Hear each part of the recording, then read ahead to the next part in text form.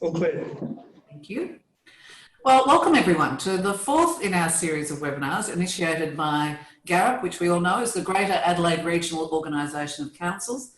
And this series is all about discussing the vital and growing role that local government can play as our businesses and communities right across South Australia try to rebuild in the wake of this awful thing, which is COVID-19.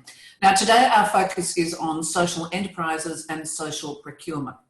Social enterprises are businesses that try to intentionally tackle social problems, improve communications, provide people access to employment and training, or help the environment broadly. But we're going to delve into that much more deeply in this discussion. And the chat today is really around what opportunities exist for local government to explore social enterprises in a bid to support their local communities. What role can local government in South Australia play, and how? But before we start our discussion today, I would like to acknowledge that, albeit virtually, many of us are meeting on the land of the Kaurna people, and we pay our respects to their elders, past, present, and emerging. And as an FYI, this Zoom webinar is being recorded and will be made available for all LGA members on the LGA website. You can see the address details there. So, as I said, today we're looking at the role of social enterprise and social procurement, two terms which you may or may not be overly familiar with. As we know, COVID-19 has had a profound impact right across the country, and as we've seen in Victoria in the past 24 hours, the trajectory of this recovery is far from certain, and communities will continue to feel the strain, and I'd have to say South Australia may not necessarily be out of the woods yet. The aim of this webinar is to provide some insights into, and potentially some answers, we hope, about how local government can tap into the emerging trends in social enterprise and procurement, and why they should, to develop and support resilience across our communities. Yet again, this week we've got a terrific panel for our chat. Joining us will be Dr. Sharon Zivkovic. Sorry, Sharon. That's right. I was almost there. And of course, Sharon is the Adjunct Research Associate at the University of South Australia. She is the Chair of the South Australian Social Enterprise Council. She's a co-founder and Chief Innovation Officer with Wicked Lab and founder and CEO of Community Capacity Builders. Very good morning to you, Sharon. We also have Dr. Andreas Cebulla, the Associate Professor at the Australian Industrial Transformation Institute with Flinders University. Morning to you, Andreas. Theresa Brown is the founder of Play It On and a board member of the South Australian Social Enterprise Council. Morning to you. And also Amy Orange. Amy is the Social Procurement Lead SA for Social Traders, Principal Consultant, Fourth Sector Solutions, co-founder of CoLab for Good, and former founder of Harvest Fair Australia. We have a bevy of talent. And to all of our participants in the audience today, I'd encourage all of you to get involved this morning. If you have a comment or you'd like to share some thoughts on what has or hasn't worked within your council region, I should say, or some of the challenges that you've faced, jump online and join the conversation. But before we get underway formally, I wanted to ask GAROC Chair and Gawler Mayor Karen Redman to say a few words on behalf of GAROC around why they're driving this webinar series. Karen. Thank you, Leigh. Good morning. It is still morning. I was checking to see if it was morning or afternoon. I'm losing track of time with all that's going on, but thank you and welcome to all our guest speakers and everyone who's zooming in today. So yes, GAROC, which is the Greater Adelaide Region of Councils, and as we know, is a committee of the Local Government Association, and we very much delve into issues relevant to metro councils from Gawler through to Onkaparinga and everywhere in between. And all of us are just as important as each other. And so that really feeds in really nicely to our subject today around social enterprise and social inclusion, and how we get our communities to really become stronger communities. And we might think we're all really strong and we're all really resilient, but there's a real role and potential role for what we're about to talk about today. So we've had a range of conversations, haven't we, Leigh, around how local government can facilitate recovery, be it business or social. And we saw it as a committee that both those elements are just as important as each other. So that's why we're having this discussion today. So I'll hand back to you, and I really look forward to the questions and comments that come through. Thank you. Thanks, Mayor. Really appreciate it. So, look, to kick off the discussion this morning, I thought I'd ask each of our speakers to briefly introduce themselves tell us a little about their role and what they're doing. And I'll kick off with you, Sharon. Introduce yourself if you wouldn't mind. Thank you, Leigh. Yes, as Leigh said, I'm Sharon Zivkovic. I've had a passion for social entrepreneurship for 20 years, so I'm one of the senior players in the group. I have been involved with the formation of Adelaide Social Enterprise, a meetup group which has transitioned into the South Australian Social Enterprise Council. And these councils are forming all over Australia in each state, and we've come together as the Alliance of Social Enterprise Networks Australia. So it's starting to get quite powerful with regards to the advocacy voice that we've got in Australia. I've got a couple of social enterprises myself, Wicked Lab and Community Capacity Builders. I have adjunct UniSA and on the board of the UNIS Social Enterprise Centre. I teach the University's Adelaide's undergrads social enterprise course and their postgrad social entrepreneurship course, and I'm a co-editor of the Journal of Social Entrepreneurship. So I think you know what you're talking about, Sharon. I'll take that as written. Andreas, if you wouldn't mind telling us a bit about yourself. Oh, Andreas is on mute. All right, well, Andreas, no, there you are. You're good now. Okay, yes, fundamental mistake. Okay, sorry about that. So yeah, Andreas Cebulla. Since Monday, I've been at the Australian Industrial Transformation Institute at Flinders University. I was previously at the South Australian Centre for Economic Studies at Uni Adelaide. I mentioned that because all my work in the social enterprise scene was actually done while I was at SACES, as the acronym is. I'm a sociologist with economic background. I don't run social enterprises. I'm purely I have theoretical knowledge of social enterprise. I stumbled into the scene through work that was commissioned initially by Playford City Council, where we were asked to look at the social value or the value of social enterprise and how it could be estimated. And since then, work has continued along the lines with another project. I think this is why I'm here today, which is just a toolkit, we call it, a sort of guidelines to how local councils might utilize social procurements or get involved with it, that we prepared in the last year, and it was published just about a couple of weeks ago, just before I changed jobs. Terrific, Andreas, and we will dig into that report a little later in this conversation. Theresa, good morning to you. Do you want to tell us a bit about your role? Yes, good morning. It may look like I work for LGA, but I don't. I've just had a meeting in the city, so I've popped in here. I do have 15-year background in local government, working across 3 metro councils with a fair bit of time at Playford Council. And when I was there, I started Northern Sound System, a youth music engagement centre out there. And from that time, that triggered an interest in learning more about social enterprises. So I have gone on to study with the School of Social Enterprise Entrepreneurs, and had then started Play It On, which was in response really to the needs of the community in Playford. A social enterprise, and I'll talk a fair bit more about that. But this year made the call to stop working full time and concentrate on Play It On. Unfortunately, I did that about 2 weeks before COVID hit. So it's meant that I'm also doing a fair bit of consulting work as well, writing grants and strategy development proposals, etc. And yeah, but passionate about social enterprise as a sustainable answer, and that's why I've got involved in developing the first South Australian Social Enterprise Council with Sharon. Sounds fabulous. And Amy, last but not least, tell us a bit about you. Thanks, Leigh, and good morning, everyone.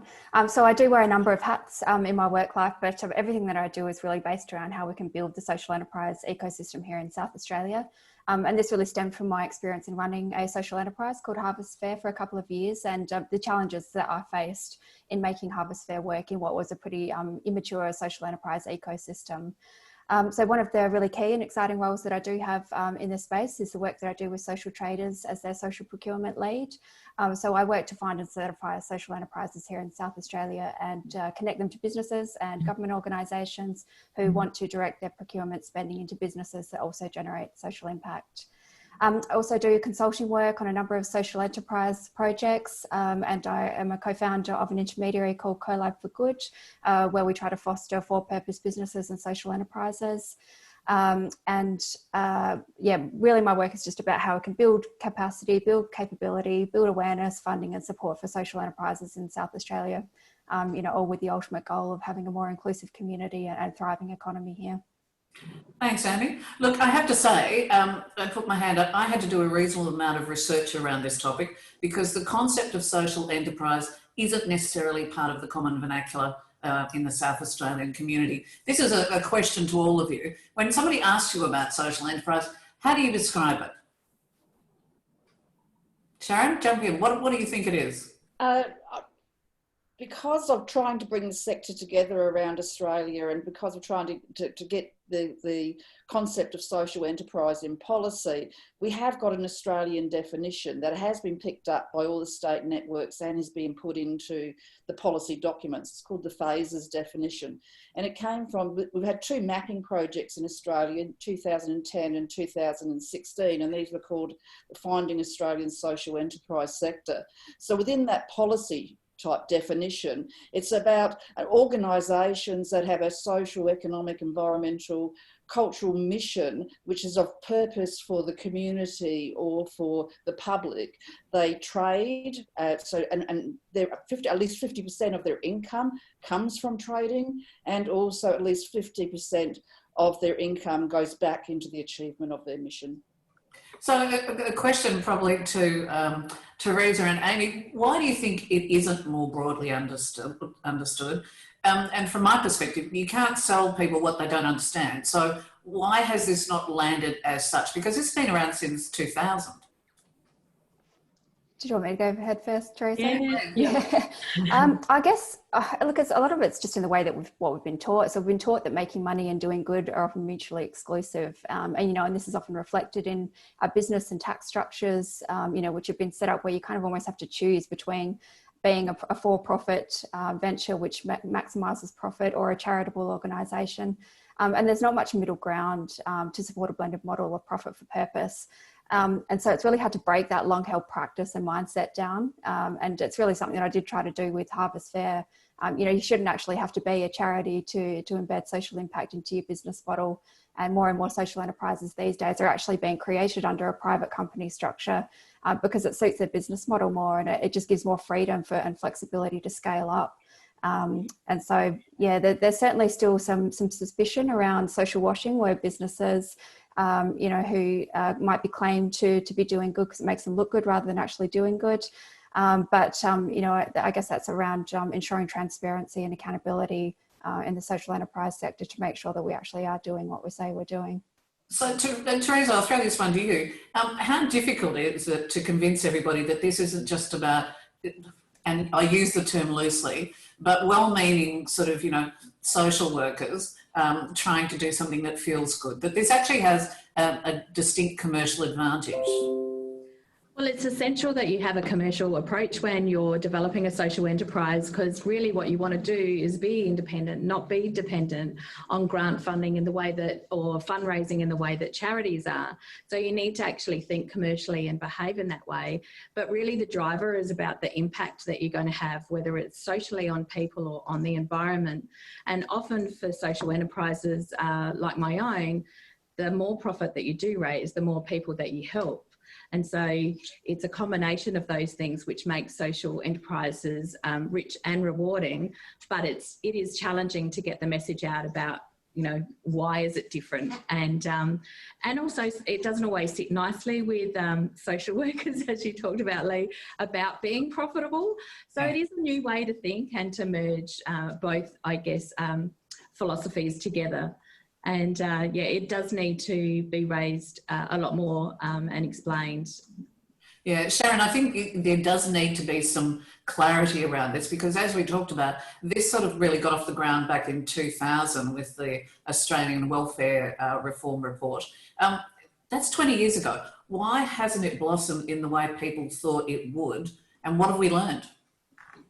It did blossom, which was the amazing thing. I had a conversation with the chair of the Queensland Social Enterprise Council last week, and she actually made the comment. She said, really, we've gone backwards. And 20 years ago, it was a big deal because it was a policy directive in that report. And the report came out in July 2000. By February 2001, we had the first national social entrepreneurs conference in Australia, and over 500 people attended, and at that conference formed the Australian Social Enterprise Network. By the following year, we'd moved to New Zealand. It was the Australian New Zealand Social Entrepreneurs Network. It was huge, and it was big money because it was a Commonwealth directive. Oh, what went wrong? What went wrong? Well, it's never been written up because people got burnt so badly. It was all over by 2004. Like the network failed and it went into liquidation by 2004. The only two things that were written up in journal articles was the one problem was that the network was not representative of social enterprises. All the consultants and all the intermediaries jumped on because they saw that it was the new thing, and it was like taken over by people that weren't representative of the sector. The other thing that's been written up, the other issue, was that the term social entrepreneurship, well, social enterprise has got this organisational form. Actually, how you go about doing social entrepreneurship, there's a variety of ways. So people were pulling it in different directions. There's like UK approaches and American approaches. So there was this constant friction with regards to people trying to pull. So what have we learnt? With the network starting up around Australia, social enterprises are at the centre. So how people are setting up the governance of the new movement in Australia is that the voting members are social enterprises. Not saying that the rest of the ecosystem isn't important, but we've got to have the social enterprises at the centre of the movement. And secondly, we're recognising that it's a big tent, that there's a variety of ways in which people undertake social entrepreneurship. So we're open to a big tent approach. Okay, so particularly in this, and I keep saying post-COVID-19, but I don't think we are post-COVID-19, but in the middle of COVID-19, we have communities that are really hurting, that are, their resilience has been damaged. We've got people out of work. We've got, people who are struggling psychologically with all of this. At best, in this environment, what could social enterprises achieve? I think it's a really good question. It's a great time, particularly when you look at activities that have had to stop, like group work, obviously there's limits on when they can come back together, but we do know that we've had to adapt and find other ways with technology to bring people together. There's still a real urge and keenness for people to meet up. I guess, the thing about social enterprises is that they will often find a way to meet the market. So for social enterprises that maybe recycle gear like Play It On does, it's a really good time when people are feeling the financial pinch, so can support in that way. And also, it's not necessarily dependent on what's happening with government funding, so you can try and strive forward by being adaptable, because that's the very nature of the way social enterprises have set up, as opposed to being completely controlled by government funding. Theresa, that's a really good segue. Tell us about Play It On. Now, you've set this up. I've had a look at the website. Tell us what it does, how it works, and who benefits. Yeah, so Play It On collects unwanted new and secondhand sports gear, clothing and boots. We sell it, and the profits help kids that come from families that really can't afford the sporting club fees. So we help both the environment and people, and we fix up the equipment. In fact, we're just about to start a new workshop with people with disabilities, fixing it up to also learn some skills about e-commerce and get that online. And the point here is that, just to be really clear, this is not a charity. This is being run as a commercial business. Yeah, and it's really difficult too, because, when you talk about why it's slow, we just don't have the structural supports that perhaps businesses and perhaps not-for-profits get. We've sort of been missed out. It's really hard to access funding. There's very few opportunities for startup funding. And we also have the governance challenge of needing to be a public or a private enterprise or a charity. So we don't have our own kind of definitions as a social enterprise. So that's the hard part when you're starting. But yeah, that's the goal for me. It has been really hard to get the capital. And in fact, I will probably transfer into a not-for-profit role to help me get access to capital to be able to scale and do more. It's not what I wanted to do, but unfortunately it's kind of forced the situation to be that way. Yeah, well, and that leads to some discussions we'll have a bit later about the role that local government can play and whether that's financially or what sort of supports, even with, you know, buildings and access to libraries and high-speed internet and everything. Can I come back to the Wicked Lab, Sharon? You run that. Is that just a really cool name, or what is the Wicked Lab? It is a really cool name, but it's more than that. The focus of Wicked Lab is on wicked problems, so they're complex social policy problems. And they're the biggies, they're the big challenges, like the poverty, the place-based disadvantage, the climate change. So it's a different type of problem that you can't actually develop a program or a project and throw it at it, because they've got so many underpinning causal factors that are interrelated. So you need more of an ecosystem approach. So for Wicked Lab, we use our approach is underpinned by complexity theory, and we have a software tool for transitioning communities to new states. We have a complex systems leadership program that we take participants on. And the lab part is we have a methodology for systemic innovation labs that bring all of the stakeholders in a community together so that they can work cohesively to transition all of the initiatives that are addressing different parts of a wicked problem to a new state. You're talking about tackling wicked problems by, quote, strengthening the government-community interface. In simple terms, why is that important, and how does that relate to local government?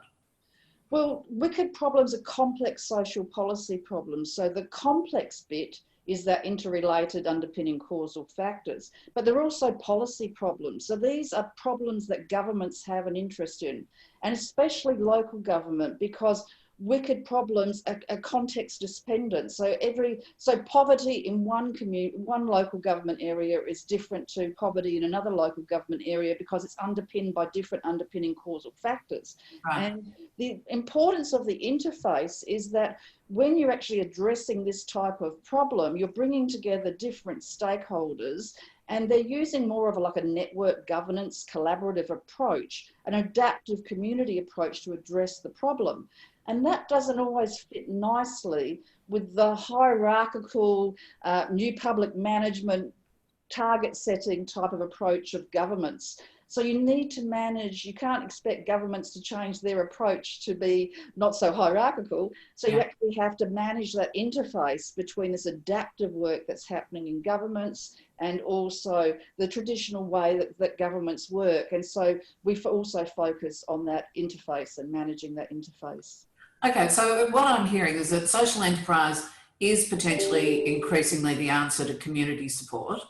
So the next question, and I also had to do my research, where does social procurement come in? I'll take that one if you like. Thanks.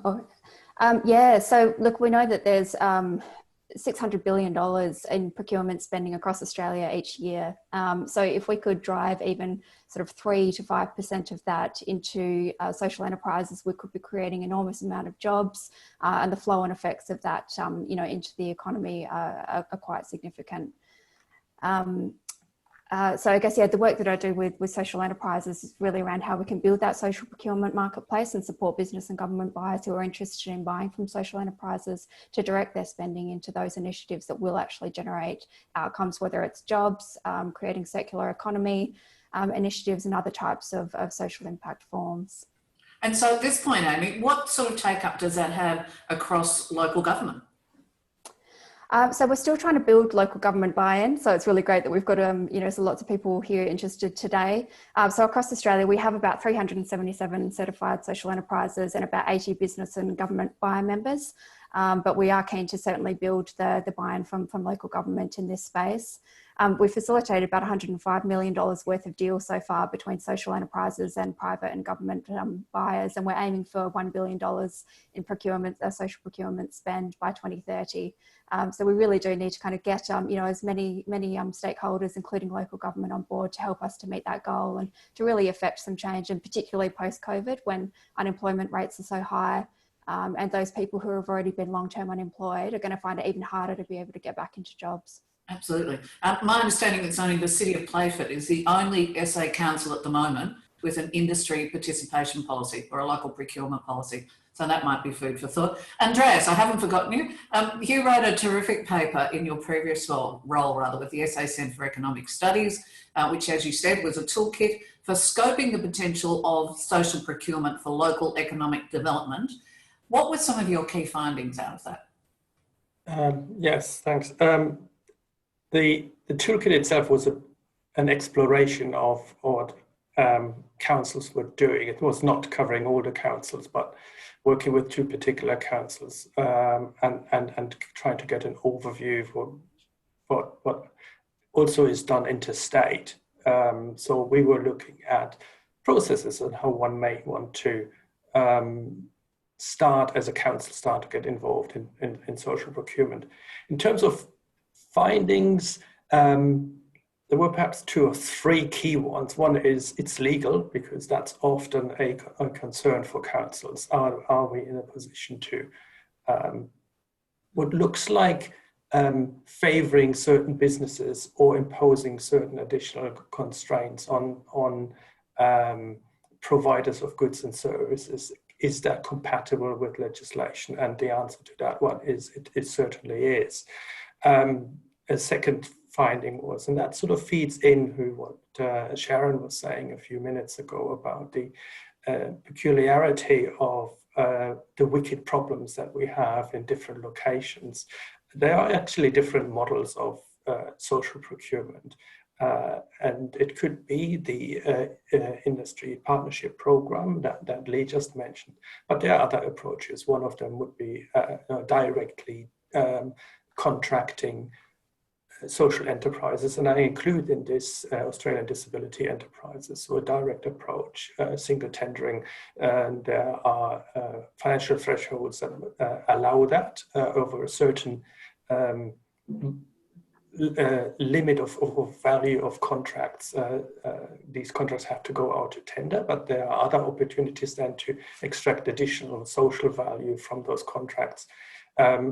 And the industry participation program is an example. It basically requires contractors to specify the social value they're offering in their contracts. It could be hiring local unemployed people or engaging apprentices, preferably again from local training schemes onto on programs. The classic examples are the construction programs that are typically large scale and have a lot of potential to hire or involve apprentices in the process. Also because they are long term. So a big construction project can take several months, if not years, and therefore presents opportunities. So some green lights to go ahead. Where you were about to mention another key learning. The other one would be that scale matters, and there are some organizations are better placed than others in diving into social procurement. If you have many tiny little projects, then it may be difficult, and you have to think about how you perhaps bundle little ventures together, and that can be done within councils, for instance, or also across councils. And I want to just point out that social procurement is not just for councils. Social procurement is for every business. And we have corporate social responsibility in conventional businesses, but they can also engage in social procurement through the procurement. So it's not entirely a council matter. Andreas, from your perspective, why do you think it's so important to at least try and link social procurement to the local economy, and even more so now in the middle of this COVID-19 flummox? Well, it's an opportunity, first of all. Councils have resources, and they try to spend them locally wherever that is possible. Sometimes it requires a little bit more effort and initiative, and I guess exploratory work where the councils will need to identify who local suppliers are and who is most likely to provide additional local benefit. That means basically you're trying to keep the money circulating within your locality as far as that's possible. Another important one is, in fact, control, and it's been able to direct the funding specifically to the kind of organizations that you want to support. So rather than just working on a very basic value for money principle, where you're hiring the provider that gives you most bang for your bucks, you could have an additional agenda which looks at the kind of social objectives that a council, for instance, wants to pursue as well. Okay, thank you. Theresa, can I come back to you? You're in the middle of Play It On as a new startup, I suppose, but you're also heavily involved in Northern Sound System, which was a huge success. From your perspective, how important is the potential support of the local council in an area where you're trying to get something like this off the ground? I think it's really important, and part of the reason is really about connecting with what the council sees important as well. So I think for me, it's obvious connection, because sporting is such a big part of the work that councils do in terms of supporting sporting clubs. And there's many ways that you can support social enterprises, but it's about finding that alignment together with council priorities to start off with. I guess in that startup phase for social enterprises, as I mentioned, it's really difficult to find capital. So where there's other ways that local councils can help, and I've been very lucky to get a lot of support, particularly from Port Adelaide Enfield Council, there's quite a few ways that they've been able to help, from giving us a lease for a building at no cost, and being able to help even with promotion, simple things like getting things printed that cost a lot of money when you're just a startup. I guess there's, every social enterprise will be different in its needs, but quite often there's some simple things like access to space, just to hold meetings, do volunteer training, hold board meetings, just to start off with, and access to printing. Not everyone has a great printer in their home when they're starting out. So just some practical assets that can assist if there's that really nice line up with the social impact that both the council and the social enterprise want to make. Can I ask you, speaking amongst friends, as we are, do you think most councils really are aware of the opportunities and benefits around social enterprises, or does the terminology somehow put them off? Yeah, unfortunately, my experience has been that it's about different individuals and different councils. So you won't even have the same understanding, I guess, within a council. The other thing that, if from a social enterprises perspective, you have to really approach every council differently, because you will find people that just don't know or understand what it's about. And, often, in some councils that I know quite dearly, they've actually said, oh, we've got enough charities out here, we're not going to pick or support anyone because we think it's quite a competitive space that we'd rather stay out of. So you come across those challenges as well. You might need a new name, I think. Amy, can I come to you? You run a social enterprise called Harvest Fair, and that was a terrific concept. It sold ready-made meals created by women who'd been excluded from the mainstream workforce. And your mission was to use good food to advance gender equality. What was your driving impetus to develop it? I'm always interested to know why. What would make you do this, and why were you so passionate about it?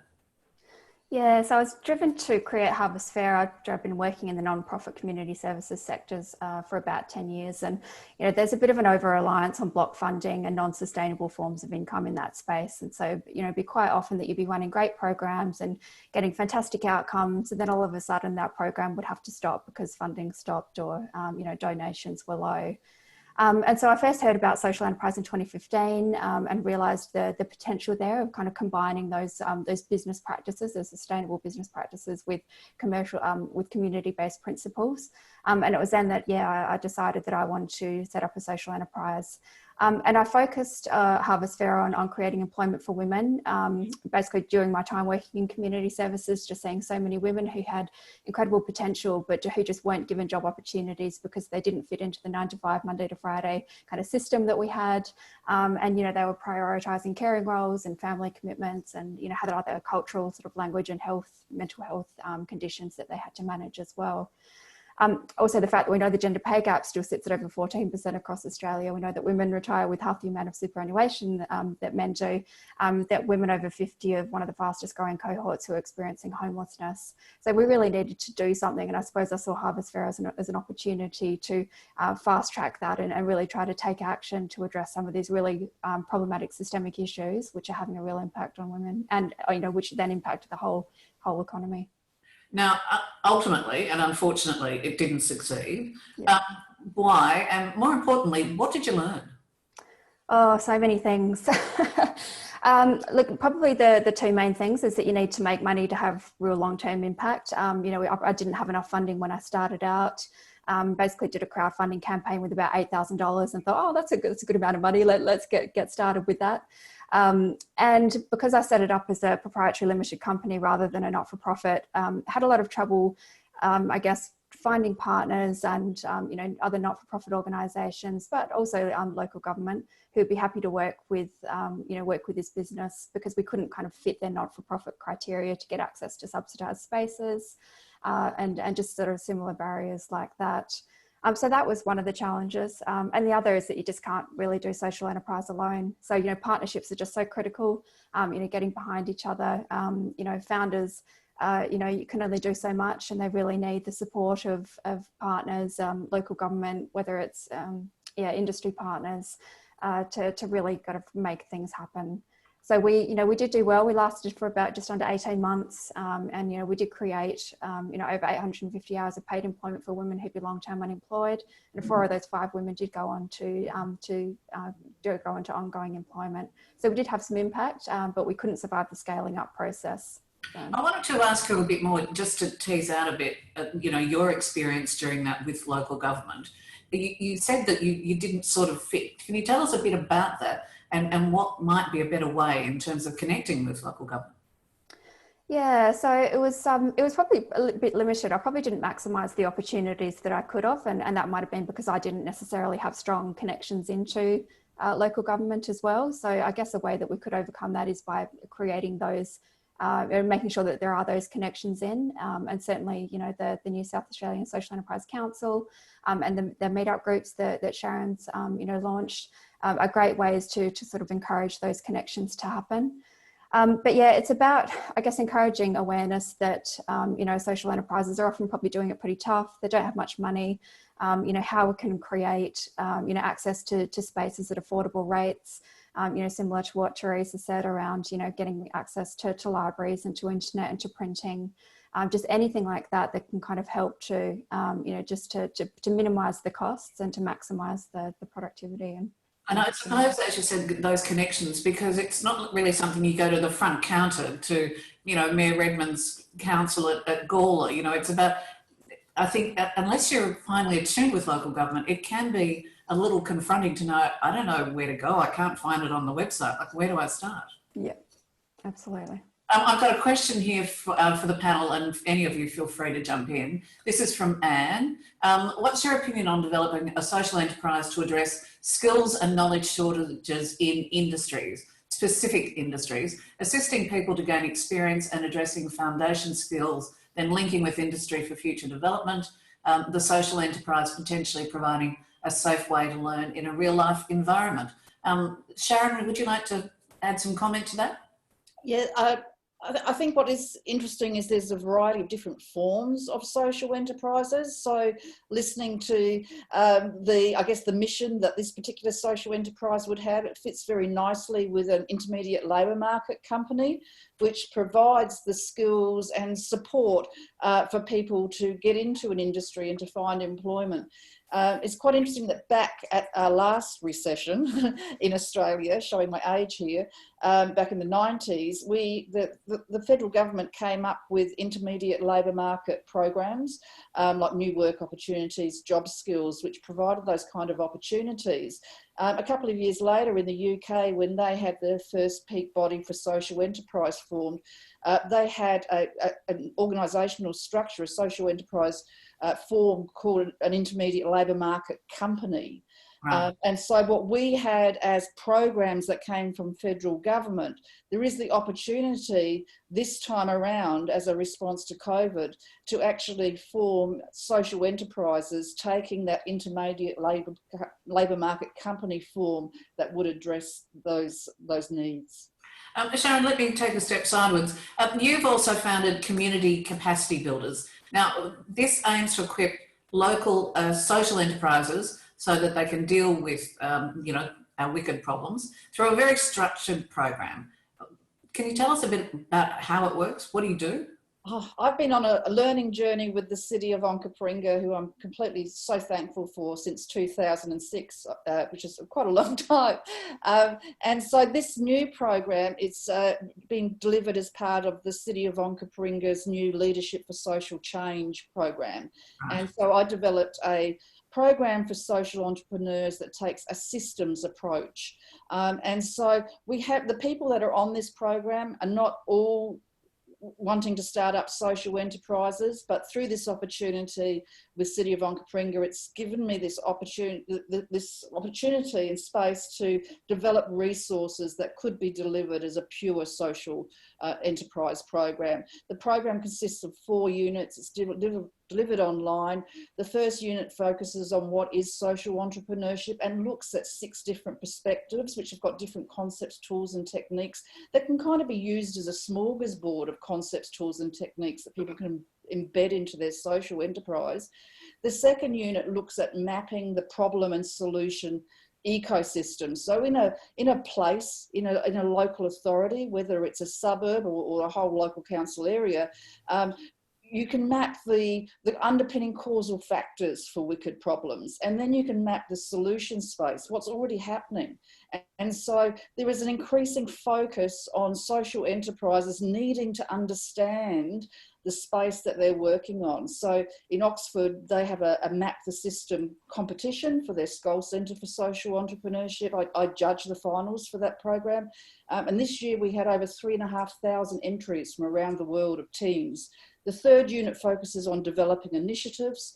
And then the fourth unit of the program focuses on institutionalising those initiatives as social enterprises. So Sharon, 2 questions. Why did Onkaparinga get on board, and why not anybody else at this point? And what's been achieved through it? Well, it was amazing because going back in 2001 at that first National Social Entrepreneurs Network conference, the city of Onkaparinga sent 3 staff members to that conference. So they've had an ongoing interest in social enterprise. I would say because the social enterprise movement at that time didn't take off because of those reasons that I said before, we focused on community leadership, and social enterprise was a part of that. So I've been running the training component of Leadership Onkaparinga since 2006, which till 2018, and there will be a couple of social enterprises within all of the participants in that program. I would say that the City of Onkaparinga now are looking at social enterprise very seriously, and I'm just thrilled to be involved with them because they have got such a long history of an interest in the space. I wonder whether their knowledge is, now is a very good time for all those people listening from the City of Onkaparinga, that this might be time for them to share some of those learnings, the ups and the downs of the journey that they've been on with other LGAs. So, or other councils. Can I also say, Leigh, that back in 1999, 2000, I was the Employment Development Officer for the City of Salisbury, and they were actually looking at social procurement back then. And for the Salisbury North Urban Regeneration Project, they put in clauses for 10% local employment into their contracts. So I think there is a lot of knowledge in the local government sector in South Australia. I think we just need to harness that knowledge and bring it forward now. Andreas, can I come back to you on that point about social procurement? We've heard that there are some councils who are, have been involved and keen to be involved. Well, from your research, what would you say are some of the most common mistakes, perhaps, that local government makes in either its approach to or the potential implementation of social procurement? I like to look at the positive side rather than talking about mistakes. I think everyone is trying their best in exploring the opportunities that are out there. And what I came across was a lot of enthusiasm and a lot of thinking about how one can best get involved with social procurement. I think what helps with getting started is to have clear directions from the top.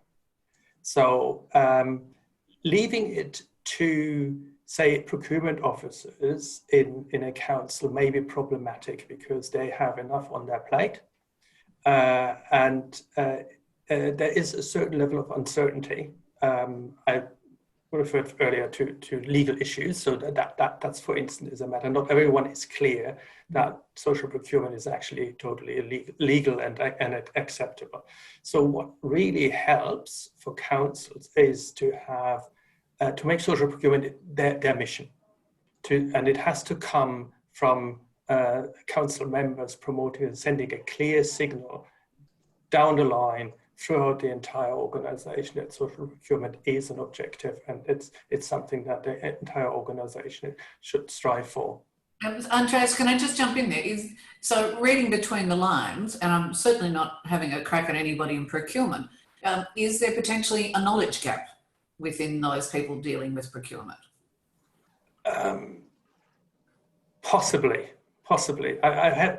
I haven't got the full overview, so I'm hesitating, and that's what researchers do. We ask more questions than we can answer. I think there's a general awareness of that social procurement as a concept exists. It's the means that not everyone is familiar with, and there's work to be done. And if I may promote our toolkit, there are a couple of means and how you can identify procurement opportunities within councils explained, and that's the kind of stuff that there's a learning curve like everywhere, because what happened in the turn of the millennium, some of it might have got lost in the meantime, and there is a lack of historical knowledge in some organizations, and that just has to be revived. Yeah. Can I jump in there, Leigh, with something quickly? Yeah, just to build on what Andreas has said, people are still quite nervous about social procurement, and it's one of those things where I think the top-down approach has actually worked really well. So, the introduction of the Indigenous procurement policy and the Victorian procurement framework in Victoria have been probably one of the biggest, or a couple of the biggest drivers of social procurement, because it kind of forces these organisations to look at how they manage it. And once they start doing it, they find that it's not as difficult as what they thought, and they actually really want to keep doing it because they realise it feels good to do good. Just for example, the Indigenous procurement policy that started out generating $5 million in procurement spent in 2015, and by 2017 that had jumped to $570 million. So that's just, those top-down approaches in terms of procurement frameworks and policies can be a big driver. Terrific, thanks, Amy. I've got a comment here from Lauren who says, very interesting discussion re councils already with the right headset for generating more benefits to their community by favouring tenders who can provide economic stimulus locally through employment and procuring locally sourced goods. This has become norm in remote communities for many years, so there is clearly an appetite for it. Andreas, to come back to you, and I know that you don't want to be negative, but I do have to ask that when you look at your report, what are some of the risks in terms of approaching local procurement? What did you find?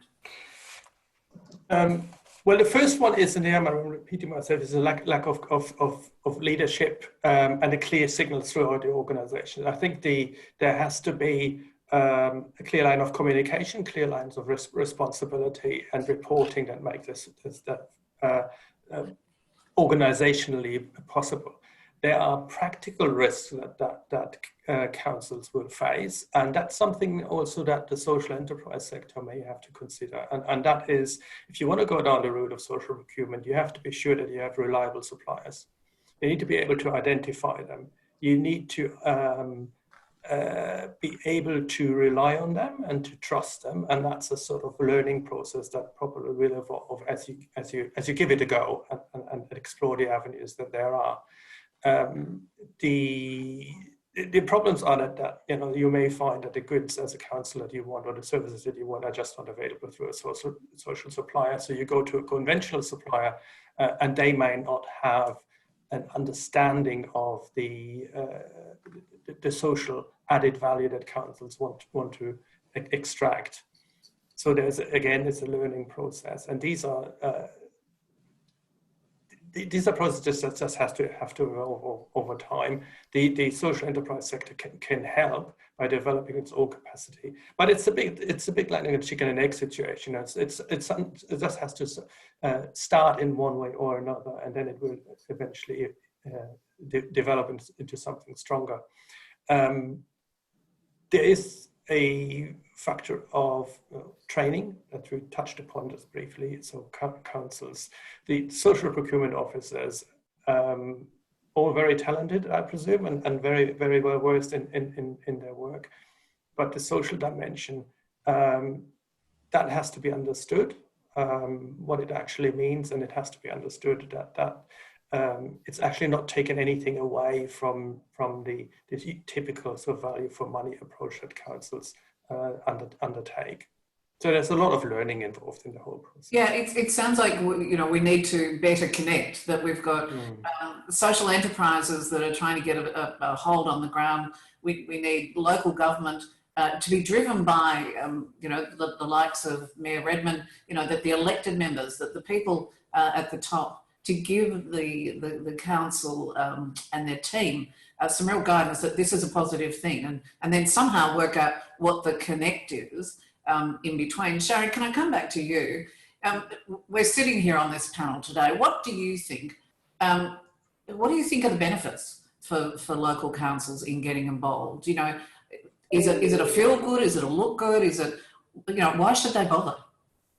I think the diversity of social enterprises are businesses that have a social purpose, so they are businesses, and they have the same range as traditional businesses. So social enterprises, we have our small business type social enterprise, we have our innovative startup, we have our scale ups, we export. My Wicked Lab, our first customer was in the Netherlands.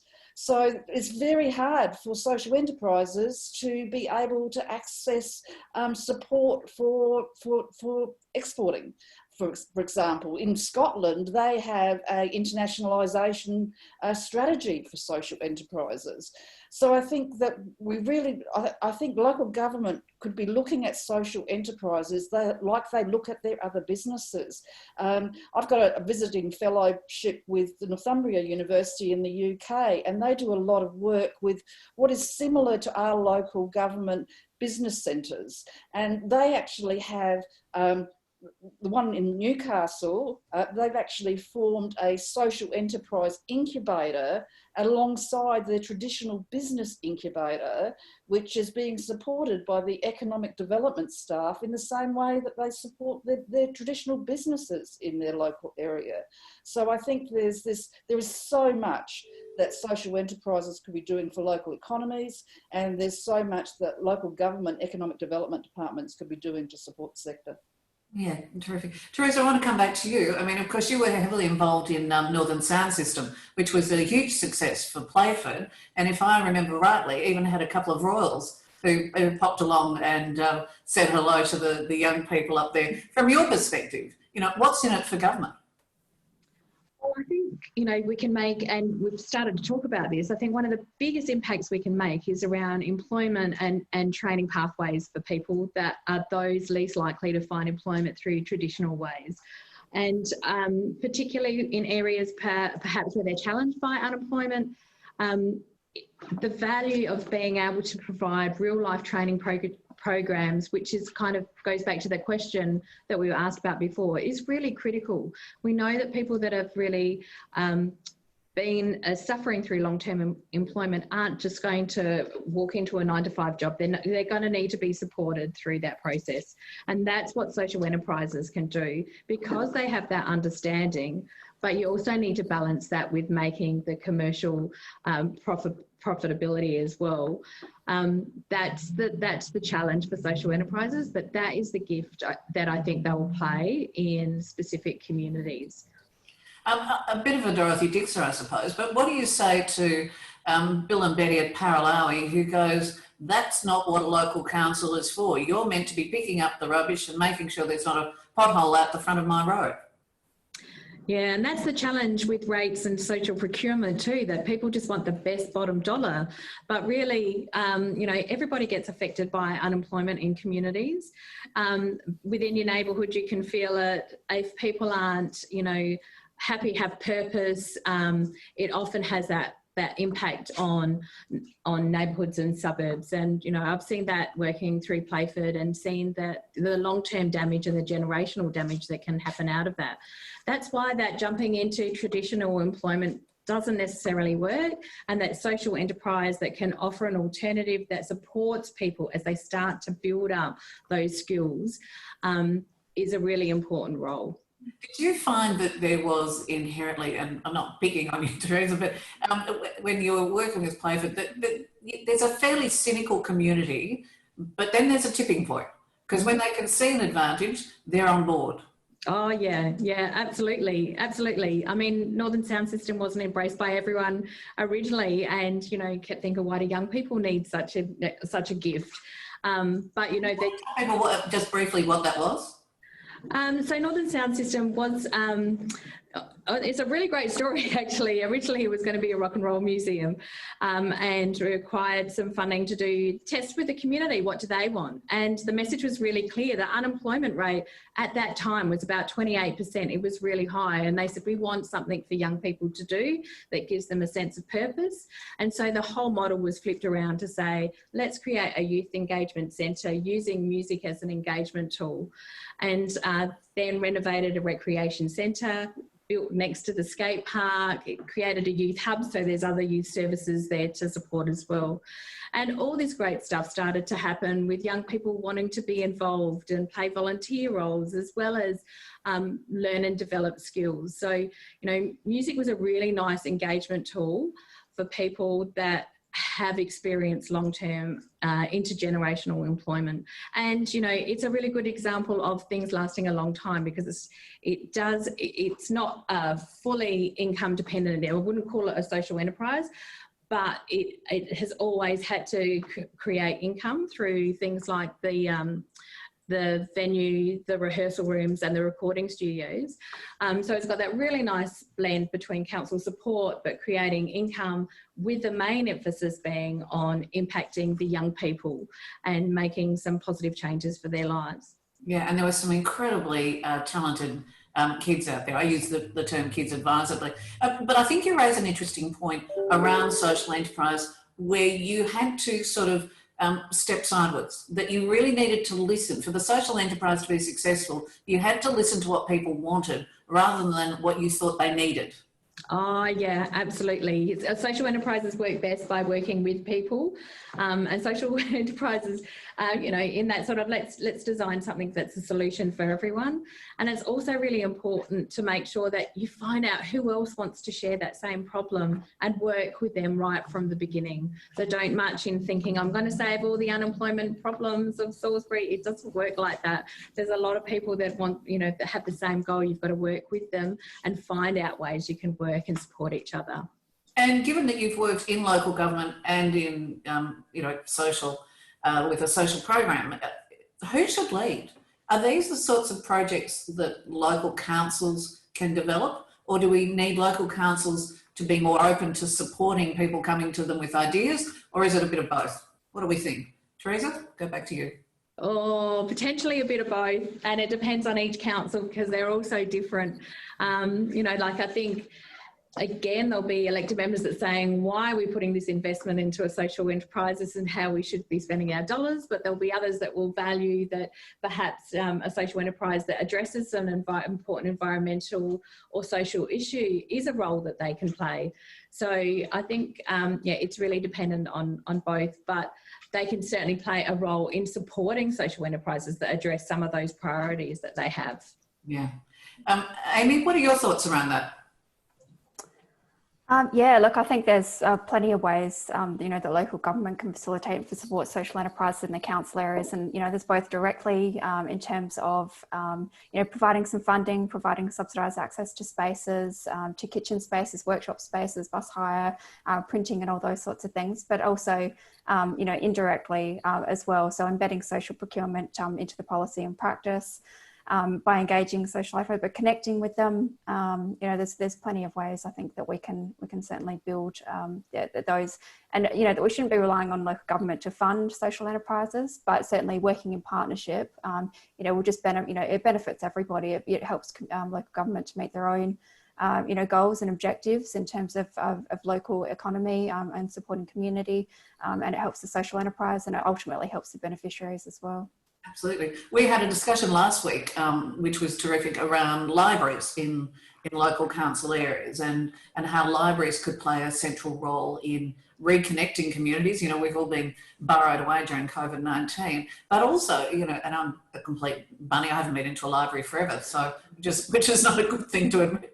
But the facilities that we've got in many of these libraries, they're extraordinary. They've got high-speed internet, they've got meeting rooms. You know, there is a raft of opportunity. Amy, would you see that, you know, that libraries have an important role they could be playing in this?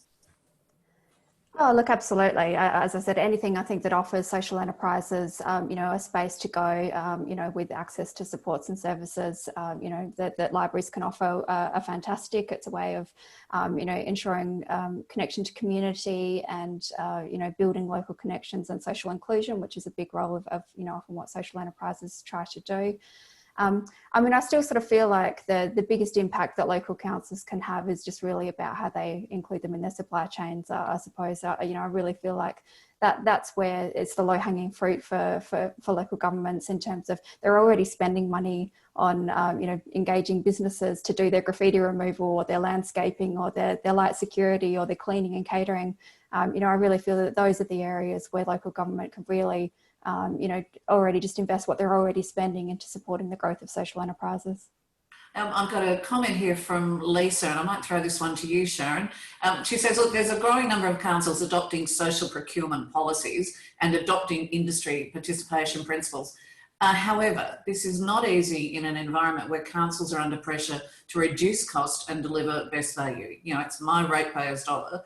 Sharon, what strategies would you suggest councils could possibly use to promote the broader benefits of social procurement to their ratepayers, given I believe most people don't know what social procurement is? So how do they go about, you know, promoting it better? I think that social procurement is one part of a range of the opportunities for councils to work with social enterprise. So for me, I think we've also got to be thinking about, it's not all about what councils can do for social enterprises, but it's what social enterprises can do for councils. And when you look at a community plan, a council's community plan, they've got a lot of overarching goals that they want to achieve. And we could be thinking about how social enterprises can help the councils achieve those goals. And I think if social enterprises were also supporting the goals of elected members and these communities, then it's going to be a lot easier for ratepayers to see how that relationship between social enterprises and local councils benefits both. We've touched on a couple of examples of social enterprises, but throw this to Amy and to you, Sharon. What are some good examples of social enterprises? Good ideas that are working, that are actually earning a quid. You know, the ecosystem is working. What are some good examples? I'd just like to, because I really want to emphasise that they're not all small players. So some of them are multi-million-dollar businesses. So we've got the Beechworth Jail in Victoria that's been bought out by the community, and there's a range of social enterprises operating in that. We've got Food Connect in Queensland that did a equity crowdfunding for millions of dollars they received in that equity crowdfunding. So what do they do? Pardon? What do they do? What do they do? Food Connect looks at, Rob, one of the founders of Food Connect, has a background as a farmer and lost the family farm. Right. And so he wanted to look at how farmers and customers who wanted produce could become, I guess, integrated together. And so there was the opportunity for farmers to be able to sell their produce before they even grew their produce by having this community that was wrapped around them with regards to getting goods from farmers to people who wanted to buy good fresh food, and so their whole business model is set up on this community and this food system type of approach. And yeah, it's just been amazing. So I think there is the opportunity with support, and they have. So I'm pretty sure they have support from their council with regards to the land and everything that their food shed and everything is on. So I'm thinking if local government and the social enterprise sector can work together, there is this opportunity to develop incredible social enterprises in South Australia. And because now we are part of ASENA, the Alliance of Social Enterprise Networks Australia, we've got the opportunity to bring these case studies to local government in South Australia. Yeah, sooner rather than later, I would think. Amy, what about from your perspective? What are some good examples? And I'm thinking that, you know, we've got a community that feels like it wants to be more closer to their own local community now. You know, we really want to play at home, we want to stay at home. I wonder if there's a change in appetite for supporting local ventures. So, sorry, that was a double banger question. So what are some good examples of a social enterprise? And do you think potentially the community will have more of an appetite for supporting those sorts of ventures now? Yeah, so I might answer your second question first, which is on, yes, I think there is definitely a growing appetite, and we've got you know, a lot of small social enterprises in South Australia, and there are a couple that are sort of in that bigger area. You know, your Bedfords, you know, Minda has quite a number of social enterprises that sit underneath their remit, but I think that we've got a lot of room to grow and to really mature, and so it's really exciting what's happening in the state to help that to happen. But in terms of, there's some amazing social enterprises around the country. You know, Street is a social enterprise cafe in Melbourne that creates training and employment for youth at risk of homelessness. And there was a study that RMIT did recently to show that in their 10 years of operation, they gave, so far, they've given over 1,500 people a go. And that saved the government of over $16 million in cost savings in terms of reduced health, housing and welfare service costs. So, you know, there are some really significant economic and tangible benefits that we're actually seeing as a result of some of these successful social enterprises. And another great example is Vanguard Laundry Services in Queensland, in Toowoomba. So that was set up, and you know, that offers training and employment and coaching for people who have experienced mental illness to get them back into the workforce. And in their first 7 months of trade, they saved the local mental health board $200,000 in terms of reduced stays. And it's showing that people are coming off Centrelink payments altogether, and that 90% of the people that they placed into jobs are actually still there in their job 52 weeks later.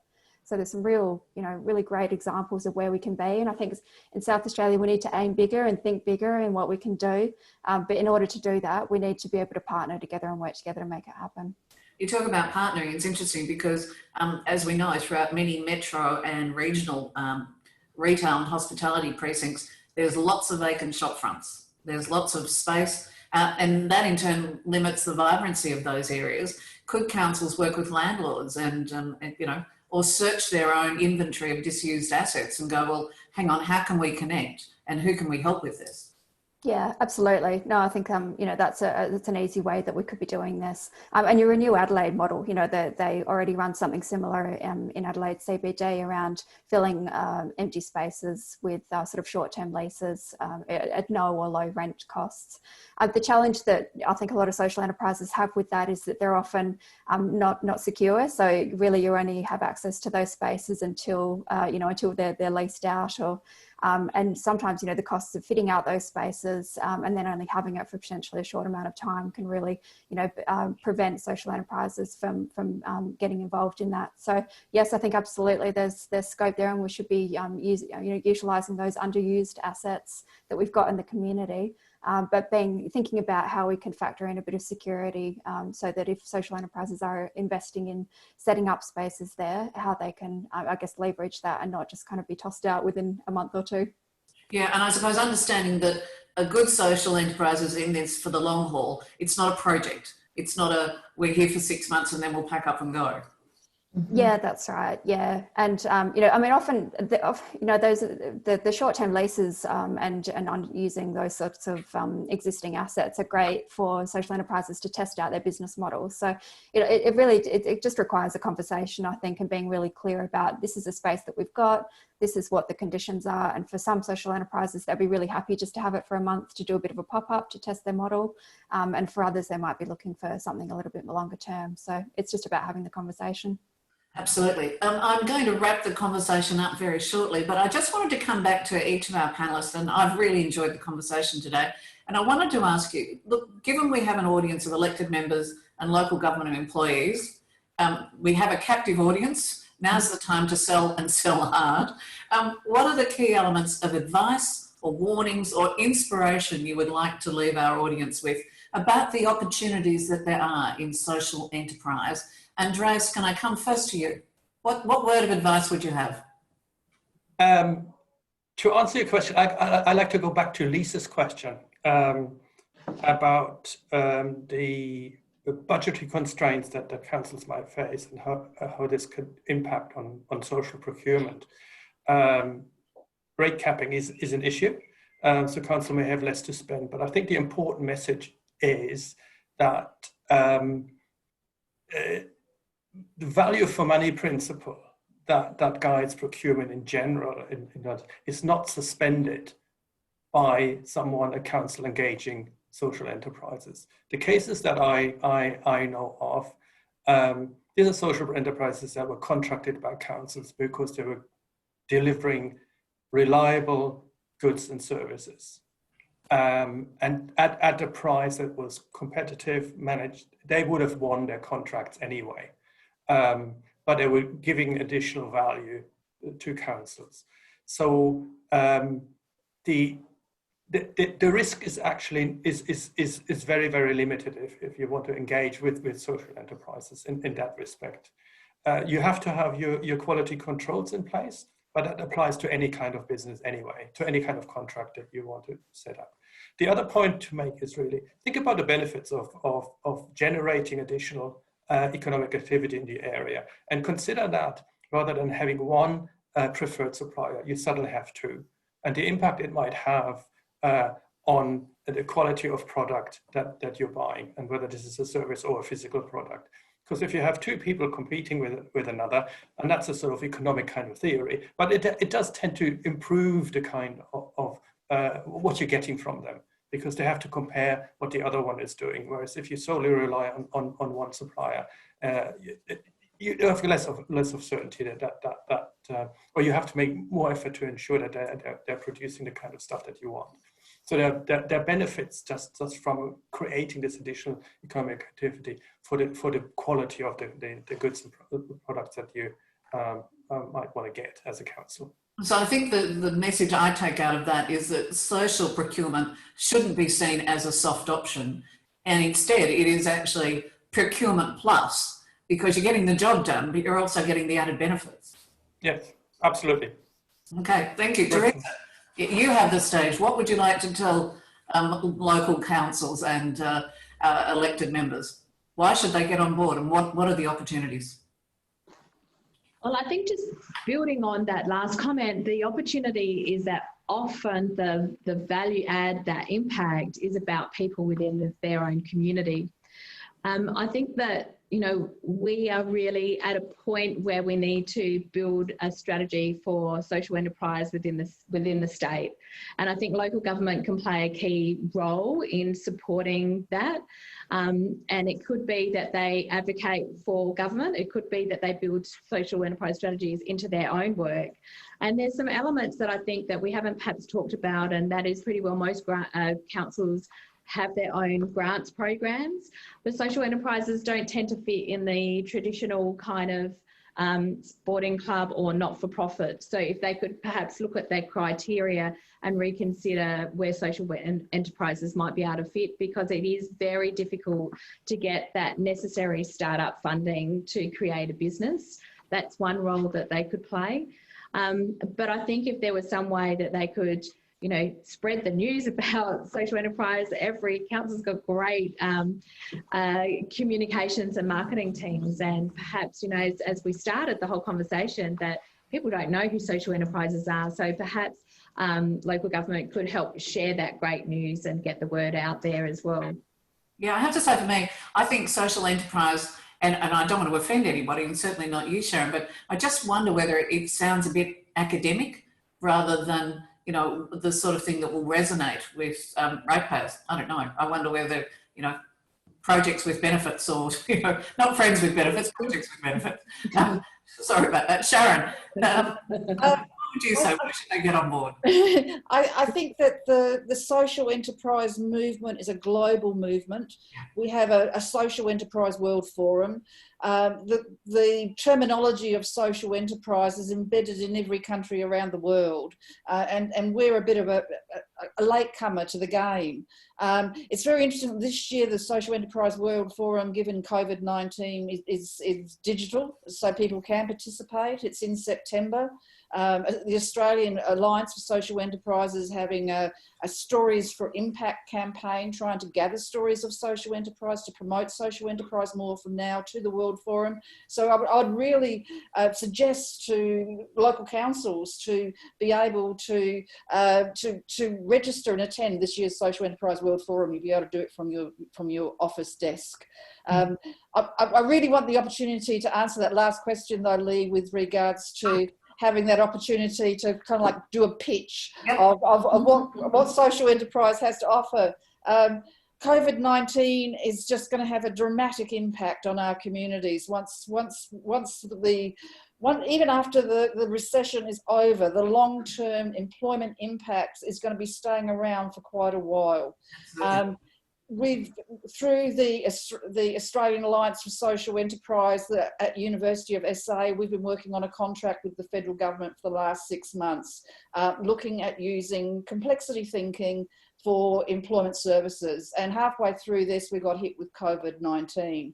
And within the discussion that's happening with the federal government, there's a strong focus on systems thinking and complexity approaches to social entrepreneurship, taking a very place-based approach. So I think there's a major opportunities for after COVID for social enterprise to play a key role in the development of and the rebounding of our communities. Absolutely, because it's going to be a very different employment world, and I think a very different world socially. And yeah, it certainly looks like there's an opportunity. I've got a note here from Debbie, thank you. The Parks Library at City of Port Adelaide Enfield has a maker's space, which it has a recording studio. Oh, I've got to get down there. Recording studio for creating and recording music, podcasts, online video and audio content. Also has equipment and tech for 3D printing, making computer games, constructing, programming, knitting, jewellery, making, sewing machines, anything that involves making and creating. Wow, that sounds amazing. And a great space potentially for some collaboration. Thank you for that. And finally, Amy, what's your pitch? Local government, they're all listening. Why should they get more on board? Yeah, brilliant. Look, I think a lot of it's, about building awareness and breaking down silos as much as possible. So I think any ways that we can find for local government to connect with social enterprises, will just help to build this space and build those partnership opportunities. So certainly one way of doing that is to look at becoming a buyer member with social traders. We are trying to work with local government as well as others. So we've got Adelaide City Council and Adelaide University on board as our buyer members in South Australia. So we'd love to increase that. And through that, you do get the opportunity to network with social enterprises that might be able to meet some of your procurement needs there. But also through the Adelaide Social Enterprise Meetup group that Sharon has created, and what is now turning into the South Australian Social Enterprise Council. Look, certainly other ways. So Theresa and I are on a coalition that is being put together to develop a social enterprise strategy for South Australia. So we're currently working with state government on pulling together the scope for that project. And that will involve a huge consultation process. So, you know, when we come to be able to going out for consultation, local government are going to be absolutely key in being involved in that and telling us how they feel they could be involved. So that when we do have a strategy, we can make sure that they're included in all that process. So get involved, you know, get to know us. You know, we're keen to get to know you and to look at how we can work together to achieve our shared objectives. On that note, it sounds like there really are some terrific opportunities. And I think, as we know, COVID-19 has turned the world upside down. And for me, that is all about opportunities rather than disincentives. So thank you so much. I hope our audience has enjoyed the conversation and can take something away from everything we've been discussing today. And ladies and gentlemen, I would like to thank Amy, Theresa, Andreas and Sharon. Thank you all so much. It really has been a delight. So until next week, we'll chat again. Thank you. Don't forget, this is being recorded and you can find all of the recordings of the webinar series on the LGA site. Okay. Thanks, everyone. Have a terrific day and stay safe. Thank you. Thank you. Thank Thanks, you. everyone. Thank you, everyone.